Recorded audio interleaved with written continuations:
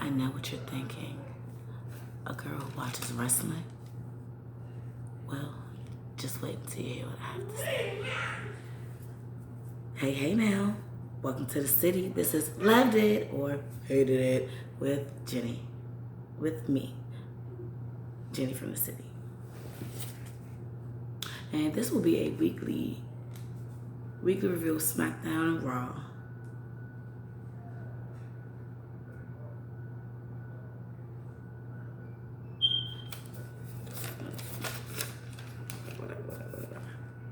All right, so let's get into the first segment.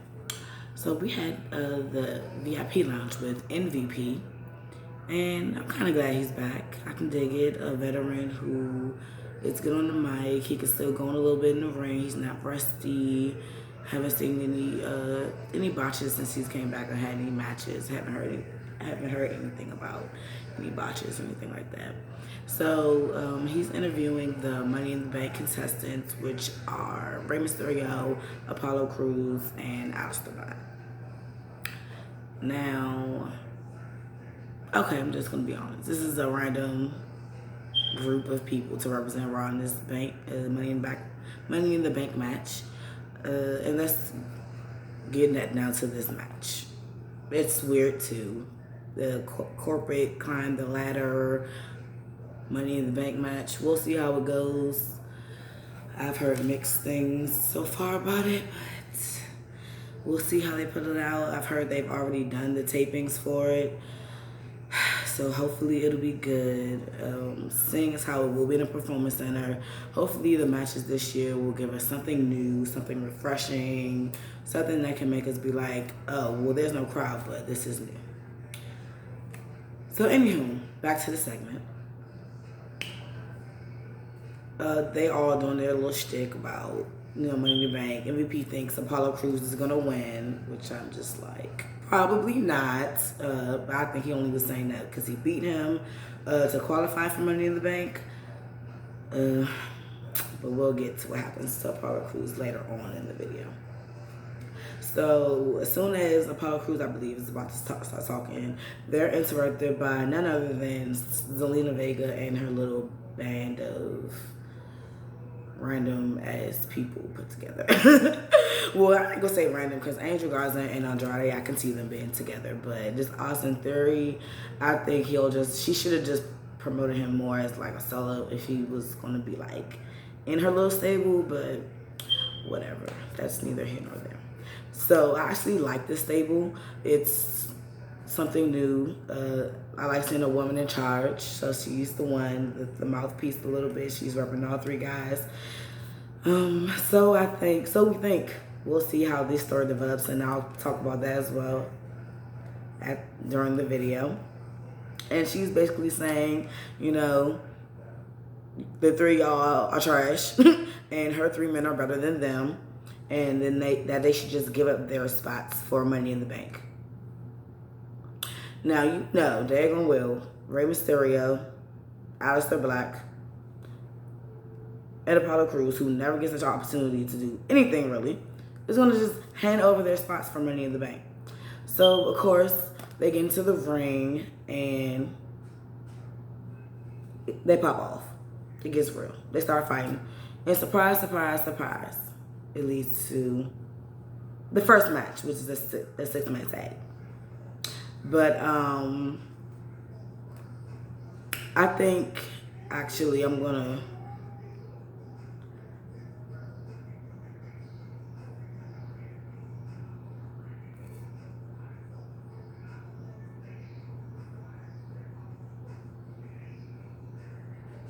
all right, so for the first overall segment, I'm gonna say I loved it. I loved it for many reasons. It was simple, good opening for Monday Night Raw. Of course, it's a talking segment that leads to the first match. Kind of typical for Raw, but it was different because they had the Money in the Bank people in it, I guess. So they were trying to really just promote the pay-per-view, which they should because it's the go-home show. So the MVP, he was also good in it. I like his role as the backstage person, the one with all the tea. He has all the gossip. Somehow he's the one always introducing stuff, and he's just breaking news on Raw at the moment. All right, so we're gonna get into match 1, which I said before was shocking. Like I said, 6-man tag: Rey Mysterio, Aleister Black, and Apollo Crews versus Andrade, Austin Theory, and Angel Garza. And shout outs to Angel Garza because I see him as like kind of like a modern day Eddie Guerrero. Don't come for me in the comments. I said what I said. He's giving me all Latino heat, circa when he had the roses and all that. How he's trying to woo Charlie Caruso, and we'll get into that soon. Big ups to Angel Garza. Loved it just for Angel Garza. Not the match though. We'll talk about that. Okay, so my prediction before the match even started, I was like, okay, well, obviously the Money in the Bank winners are gonna win. Which they did. Because why would they lose? That wouldn't have made any sense. Storyline wise, leading to the pay-per-view, why would you want to make the people who are in the match that the pay-per-view is about lose? The highlights of this match, kind of boring to me, honestly. There wasn't nothing too special. Everyone just did their thing. You know, Rey was flying. Angel Garza ripped off his pants. Aleister Black was kicking people. Apollo Crews was flipping. You know, just nothing stood out to me, really. My favorite spot of the match is going to have to be Angel Garza ripping off his pants. Anytime a man rips off his pants is just lovely to me. Overall, the match was, like I said, boring. Did I love it or hate it? I'm going to say I hated it. Boo. I mean, it really did nothing for the Money in the Bank contestants, even though they won. They just won a match against 3 other guys who trying to include themselves in the storyline. But whatever. So then it leads to, I guess it went to commercial. I watched Raw. Other commercials, I'm not too sure. So it goes to commercial, I guess, when it came back. So Triple H on Friday, it was his 25 years. So they had a little segment for that with Shawn Michaels. He came out, of course. And then Vince McMahon came out and did his little weird promo, whatever you want to call it. I don't even know. I thought it was funny, and I thought it was real. Vince McMahon has never been the type to honestly like go or do a promo how he did, so I respect that. It was still a little off, but I liked it. So all of the little segments for Triple H's 25 review, they just went down. Some of the highlights in his career. So I'm just going to say each one gets that. Loved it for me. I'm not going to individually go through each one because I didn't honestly think to include that in my review. So I'm just going to say I loved all of it. I like Triple H. He's one of the GOATs. I personally think Chris Jericho is the GOAT. At me if you want. Don't care. I personally do. He the only wrestler that I know from who's still relevant to this day from his time, who always changes up his gimmick, who's still actually active in the ring and is ready to go whenever. I said what I said and I meant what I said. Period. Period, poo. So after the match, Andrade and I'm going to call them Zelina's band of misfits because they're misfits. I don't know. So Zelina's band of misfits were getting interviewed, and basically Zelina's being shady towards Austin Theory and my boo Angel Garza. And was like, oh, well, the only reason why they lost is because of them, and Apollo Crews would have never pinned Andrade if it was one-on-one. So Andrade nicely pulls up. He rolls up to the scene. Was like, what? Smacks Andrade. Yes, Cruz. You better smack him. And I loved it. Loved this segment because Apollo Crews is finally getting his TV time. Mommy? Sorry, mommy duty called. All right. So, yeah, Apollo Crews is finally getting some TV time. He's finally getting some ring time where he's not just being jobbed out. He's actually getting to talk. Later on, we get to see his character develop. So I'm trying to see where they really want to go with Apollo Crews. They want to push him. So let's see what, I think it's Paul Heyman. I'm pretty sure it's Paul Heyman. I want to see what Paul Heyman's going to do with Apollo Crews. You know? So I'm going to keep my eyes out for that. So after the backstage promo with Zelina's band of Misfits and Andrade and Apollo Crews, there was a package for the Drew McIntyre and Seth Rollins match that's at Money in the Bank for the WWE title. This segment, I loved it just because it's just explaining the reasoning before the match, the storytelling. Can I give you a hug? Okay. So, yes, the package about the match. Basically, it's explaining why Seth Rollins attacked him randomly on Raw, which he's the champion, so that's really just the reason. But, you know, Seth being this bomb delusional heel that he is being right now with his little disciples. I'm loving this Seth Rollins. He's evolving his stuff as well. He might get up there with Chris Jericho with the GOATs if he keeps this up. He's able to keep a new gimmick going, and he can deliver, whether it's heel, face. I'm loving it. Even though I do have on the Monday Night Raw shirt, I do hope Drew McIntyre does retain, though, however, because I just don't feel like it's Seth Rollins' time to regain the title back. I still want to see him chase it, and I still want to see Drew McIntyre as champion because I'm Team Drew, and I like to see the underdog, whether it's face or heel, you know, prevail or have their shine for a little bit, just like Apollo, you know, Apollo Crews thing.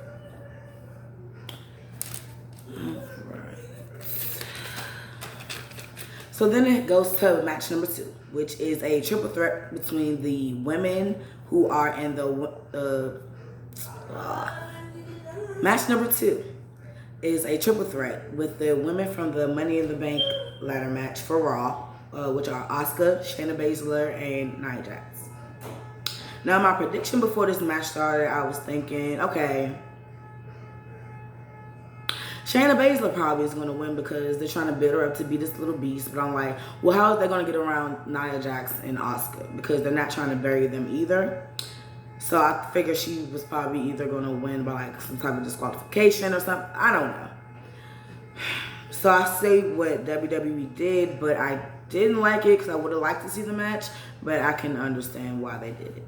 So my prediction was Shayna Baszler. However, there was no winner because the match never started, which was great.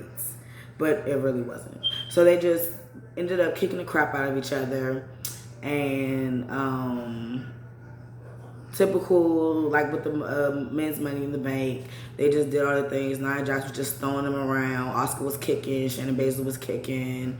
Nia Jax threw a ladder in there. She looked like almost for a second she couldn't pick the thing up. I was like, wait a minute, Nia. Now you almost injured Kairi Sane last week or whatever you did. Ma'am, don't injure yourself trying to pick up this goddamn ladder, okay?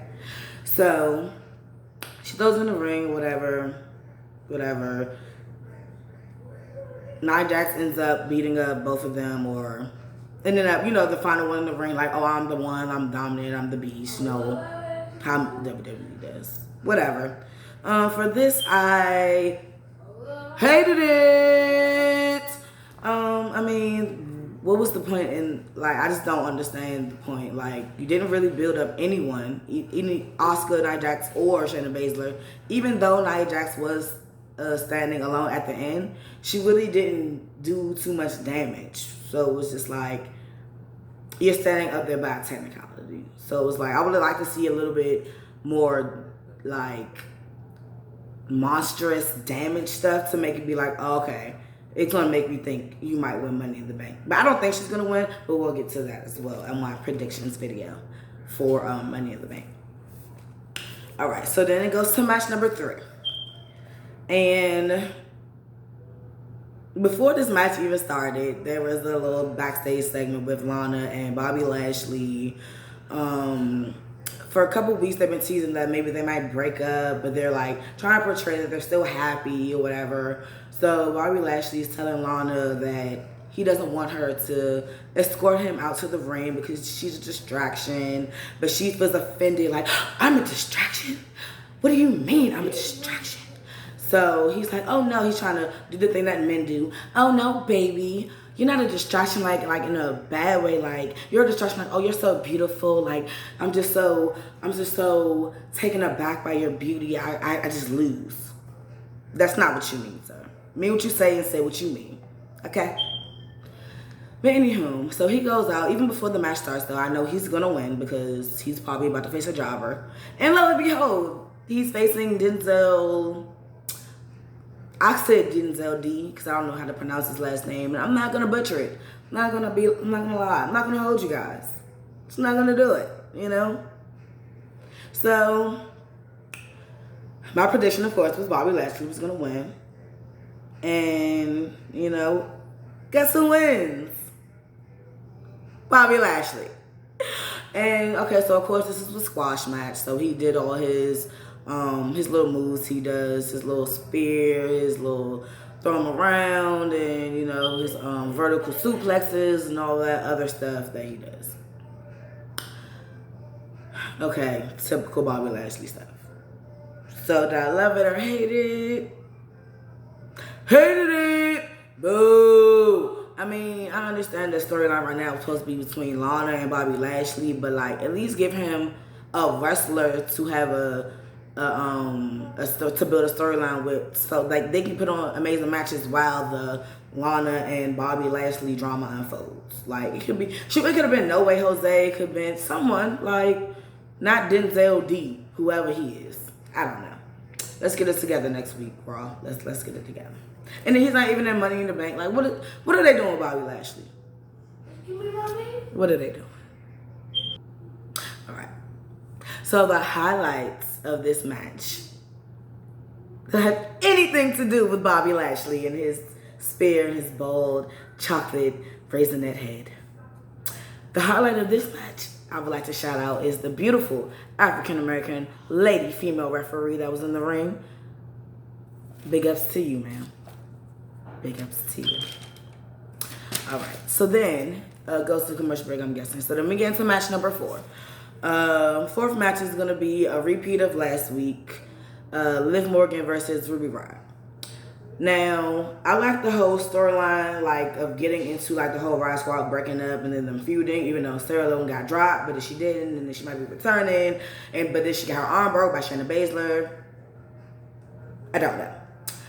But I thought, like, if they were going to do that type of storyline with the Riott Squad, and this is being, like, I think, like, the second or third match that they've had, but I think it's the second singles match, the third match they've had with this whole Riott Squad storyline, I thought, you know, Ruby Riott was going to get the win, you know. I was wrong. Liv Morgan got the win. And you know what? I am not mad about it. For this, I'm going to love it and hate it. I love it because they're trying to push Liv Morgan, and I do like Liv Morgan as well. So I'm trying to see what they're going to do with that. I think based off her promo at the end of the match, they're going to be leading into a new direction. They're going to probably put this whole Riott Squad thing to rest, and she beat her twice in a row. Hopefully. Or there might be a Money in the Bank match. We'll see. I don't know. Kind of like the same as last week, but a little different. Liv Morgan was given a little bit more offense this match, but Ruby Riott was more so dominating, taking control than like at the match last week. Liv Morgan hit her. I forgot what Michael Cole said her finisher was. Something with her name in it though. And I don't know if I like the name because I can't remember, so I probably don't. But I do like the move though. It's definitely unique. It's definitely something new. Wasn't expecting it from Liv Morgan. She's definitely improved since her NXT days. And then the promo at the end, it definitely gave away, like, they're trying to do some things with her. She definitely gave a relatable promo. about how at her age, she's just still figuring things out, like most women are, or most people her age are. So she doesn't know what's next for her, but she's just gonna keep it pushing. She's gonna keep having her matches. She's gonna keep trying to win if she can win. You go, Liv Morgan. You win, girl. I'm here for it. And I'm here for Ruby Rod too, girl. I hope you get your little shine on eventually. You can come back from this loss, this Ride Squad storyline L that you took because you were the leader, and now the one who didn't get the most shine was Sarah Logan. But I'm not surprised Liv Morgan's getting her push because I actually did like her out of all three of them from the Ride Squad with her little blue tongue. Hi. All right, so after that, there was this Nia Jax promo about how she's gonna win Money in the Bank and blah blah blah blah blah. Next, there was a Viking Raiders promo. Now this I will not next. I have to speak on this promo. Hated it. The Raw where they were in that car, I was like, okay, the Viking Raiders are giving me some life. It's something new besides this whole I'm the Viking Raiders.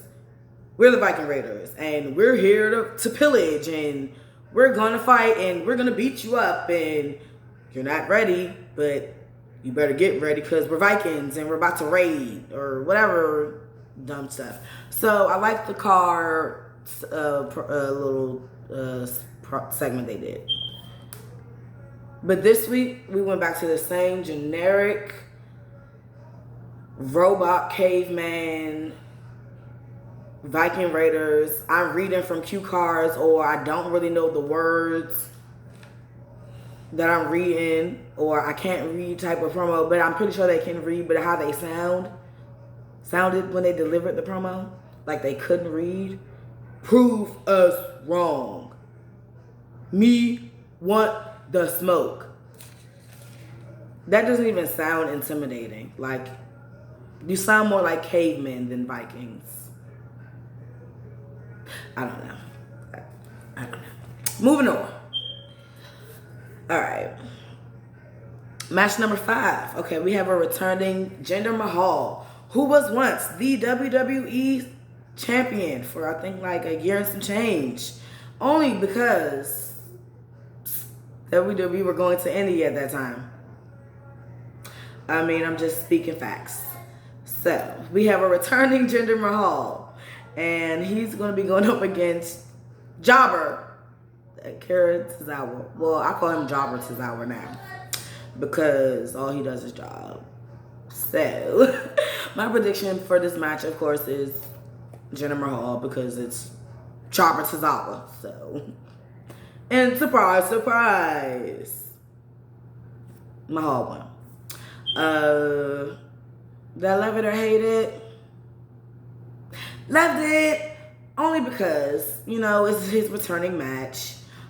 He's back on TV. He was injured for a while, and then he was actually cleared to come back, but he never did. He hasn't been on TV in a while, even though he's been cleared. Don't know what's going on with that. So, glad to see him back. Sorry, Jabba Tozawa, you had to lose to him, but you lose every week, so you had to lose to somebody. So, I guess why not a returning Jinder Mahal this week? Why not?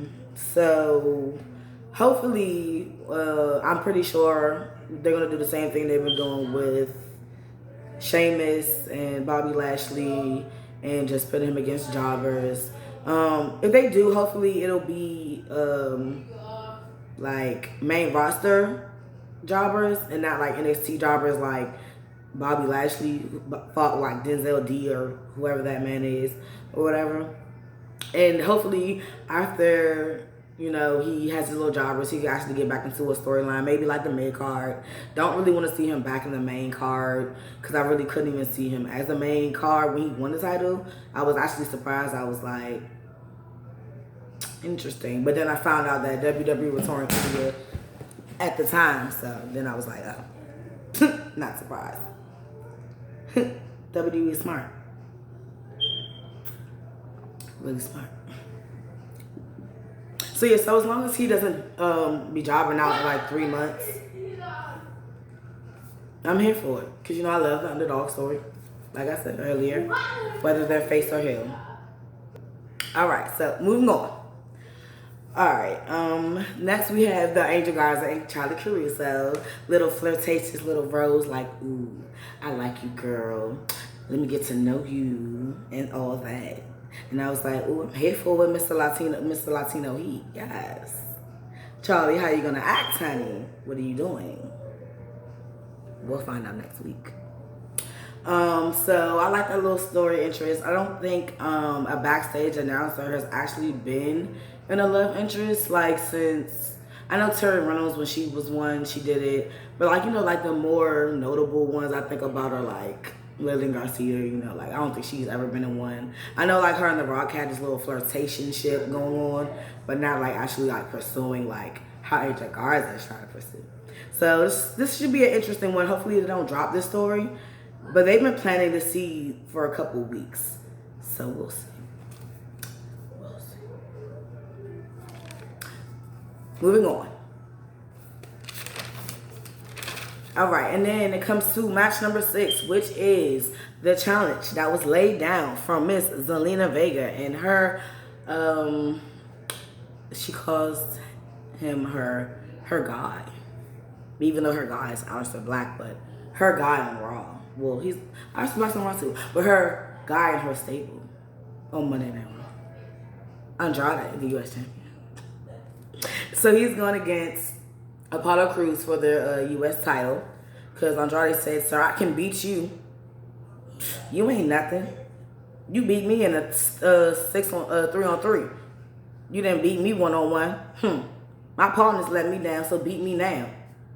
So, me being me, I thought, okay, the winner technically will be Apollo Crews, but by disqualification. I figured, you know, Austin Theory or Angel Garza may come out. But it was like, shoot, you was talking all this crap about me. Oh, no, I'm not coming out. Win your match, buddy. Let's see if you can do it. And you know what? He won. So let me give it up for Andrade. You know, I'm not saying he can't win, because he can. Because he's a great wrestler. I like Andrade too. He's like a perfect heel. I never want to see him go face, because I don't think he's built for it. I did overall though hate it, just because of the simple fact that Apollo Crews lost. They were trying to put so much hype around him in the beginning of Raw, so I was kind of confused. But then after the match, it made me think about, okay, the possible storylines or where they can go with his character to give him like more of like some substance, because that's what his character has been missing. But he lost, and like he's injured now, or injured. You know, he might be storyline injured. I don't know if it's real. I don't think it's really injured, so he might be storyline injured. So hopefully that'll motivate him to come back like, oh, Andrade, you gonna injure me? Oh, I'm coming for you. Hopefully he'll still be in Money in the Bank. If he's not, that could definitely be his motivation to come back. And if Andrade is still the champion when he does, or I'm pretty sure he will be, he can go for that title. That's a great, you know, insert into the mid-card title scene. I'm here for that. Just don't mess it up. Do not mess it up. No messing it up. Okay?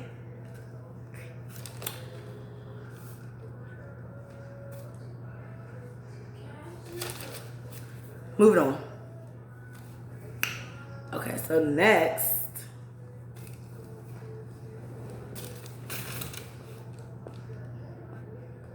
Next we have Ricochet and Cedric Alexander versus some jobbers. I don't really know who the jobbers were. Didn't catch their names. I can't even hold you. And I'm not going to hold you. I'm not going to hold you. I'm not. When I say I'm not going to hold you, it means I'm not going to lie. I'm not going to front, fake, put on a fraud. Not going to hold you. Don't know. So I guess I'm going to summarize this Raw, though, as jobber squash match Raw. No matches or whatever. The only real match that had a winner that wasn't a squash match was the Liv Morgan versus Ruby Riott match. But anyway, so it was Ricochet and Cedric Alexander versus the jobbers. Of course, I thought Ricochet and Cedric Alexander were going to win because they're going to get jobbers, of course. So it's their job to lose. And they took that L. The L. Mommy. So did I love it or hate it? Overall, I'm gonna say I loved it. Just based off the simple fact that they're trying to build them as a tag team. Understandable that they're gonna win. I'm not mad at the outcome. They did their little thing. They had their little moves. I like their little finishing move. I will say that I think that's my favorite spot from that match. He held him into a position and Ricochet drop kicked him off the top rope into like a DDT or something like that. It was a lit move. I've never seen it. Very creative, very different, but I'm not surprised because they're two technically sounded wrestlers in the ring. So I like them together as a tag team, so I hope they can kind of go far, but we'll see how they deal with going against larger opponents and how WWE will go with that.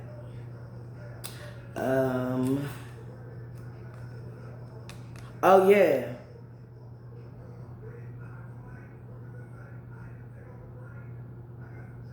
So after the match, we got another special announcement from our Mr. MVP from the VIP lounge that Shane Thorne and some guy, honestly, I don't know who they are. Some NXT guys. I knew Shane Thorne is. I don't know who the other guy was. Like I said, I'm not gonna hold you. Sorry. Yeah. So they want to challenge Ricochet and Cedric Alexander because they lost to them, I think, either last Raw or the week before. And they're saying, oh, y'all beat us? No. Which is okay. It's good first little storyline for them. At least they're giving them something to do. You know, they're like not just having them compete against jobbers every week, which gets a little boring. And it's like, oh, okay, well, you know they're going to win.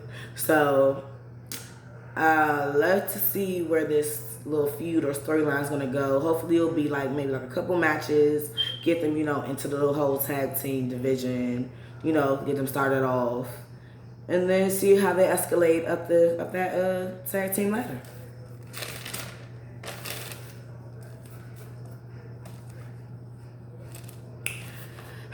So here is like a downfall for me that Raw did for me.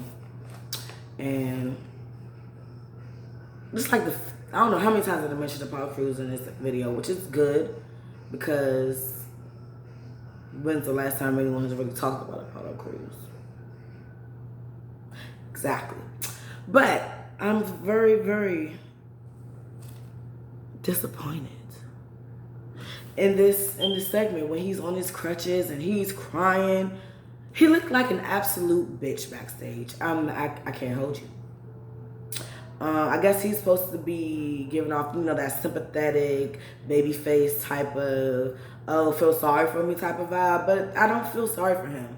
I want him to man the fuck up and push through. If you're injured, okay, come back and then kick some ass. Don't cry. What are you crying about? Grown men can cry, but sir, you're still alive and you still got all your limbs. You're supposed to be built up as this strong guy. They're supposed to build you up. But now you're looking like a sucker.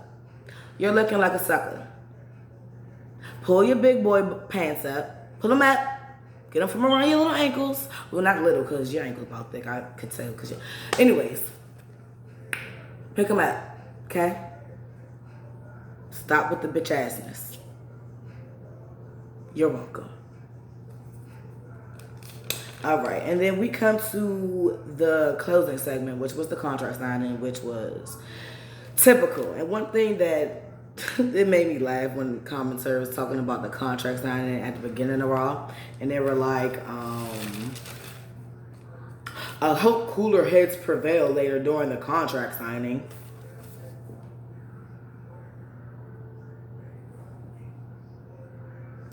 Now, when have cooler heads ever prevailed in a contract signing? That's what the contract signing is for. It's to get things cracking, okay?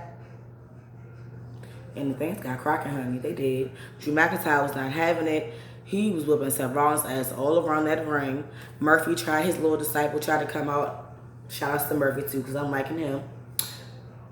And but he got his ass whipped too. And all power to Drew. Team Drew all day. Well, guys, that was my review of Raw for this week. Overall, did I like or hate Raw? I'm gonna say hated it to be the house show for Money in the Bank. I'm just like, okay. Okay. Okay. Basically, in other words, you coulda did better. Now, hopefully after Money in the Bank, we'll have some better storylines. We'll see how this quarantine, all this COVID-19 stuff goes. Hopefully we'll get some crowds sometime soon. Missing the crowds just a little bit. A little bit. But thank you for coming to my channel, watching my review of Monday Night Raw. You're always welcome back into the city. Only if you got the key. Don't forget to like, comment, share, and subscribe. Bye!